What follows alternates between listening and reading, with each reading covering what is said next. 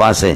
اس کے بعد فرماتے کہ میری رحمتیں جب ابراہیم پر متوجہ ہو گئی تو اس کو اولاد بھی دے دے۔ وَنَبِّئْهُمْ عَنْ ضَيْفِ ابراہیم، ابراہیم علیہ السلام کے مہمانوں کی خبر بھی ان کو سنا دو۔ اِذْ دَخَلُوا عَلَيْهِ، اب مسئلہ کیا ہے، ہمارا موسم بھی ختم ہو چکا، بغیر موسم کے ادھر پھل دیتا ہے تو ہمارا بھی پھل، اولاد بھی ایک پھل ہوتی ہے، لہذا اللہ ہمیں اولاد دے دو۔ سمجھے؟ یہ ہوتا مولوی صاحب۔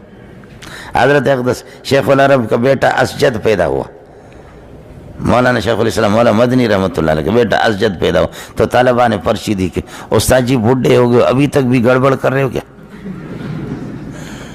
ایسے بھی وقوف لوگ ہو، تب بھی سمجھ میں نہیں آیا۔ مولانا حسین مدنی رحمۃ اللہ علیہ کا بیٹا پیدا ہو گیا بڑھاپے میں اسجد، تو طلبا نے پرچی دے دی بخاری کے سبق میں، کہا حضرت ابھی تک بھی رفع نصب جر دے رہے ہو، ابھی تک تمہارے بچے پیدا ہو رہے؟ تو حضرت کا جواب ذرا سننا، فرمایا کہ ہاں میں نوجوانی میں تمہاری طرح غلط استعمال نہیں ہوا ہوں۔ سمجھ رہی میں کہ نہیں؟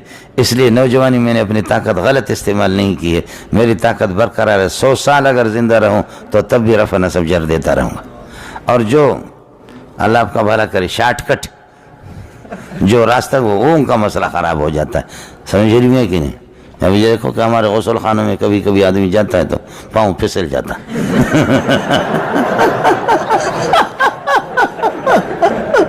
کہ کسی نے سولوشن ڈالا ہوا ہے یا کہ یہ ہوتا ہے یہ مدارس کے غسل خانوں میں، سمجھے، کالجوں میں، یونیورسٹی میں، کالجوں میں پھر بینگن بروزن مینگل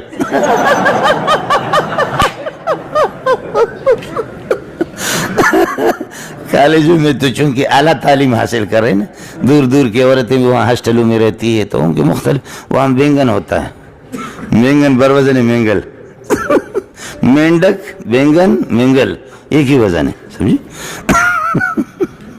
تو کالج اور یونیورسٹی میں آدمی جائے وہاں جا کر کے دیکھتا آدمی کہ اس طرح غسل خانوں میں وہاں پر بینگن پڑے ہوئی، سمجھے، استعمال ہوتے ہیں برحال بینگن بھی حیران بینگن بھی حیران، یا اللہ کدھر استعمال ہو رہا ہوں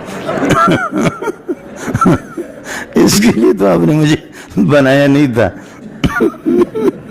طالب علم بڑے شیطان ہیں کہ اوپر سے دیکھ رہے تھے کہ کسی مکان میں وہ دو عورتیں آپس میں ایک دوسرے پر چڑھ رہی تھیں، طالب علم نے پرچی لکھ کر کے لفافے میں ڈال کر کے پھینکا، وہاں سمجھے میں پھینکا، اس میں لکھا ہوا تھا یہ خدمت اگر آپ ہمارے حوالے کریں ہم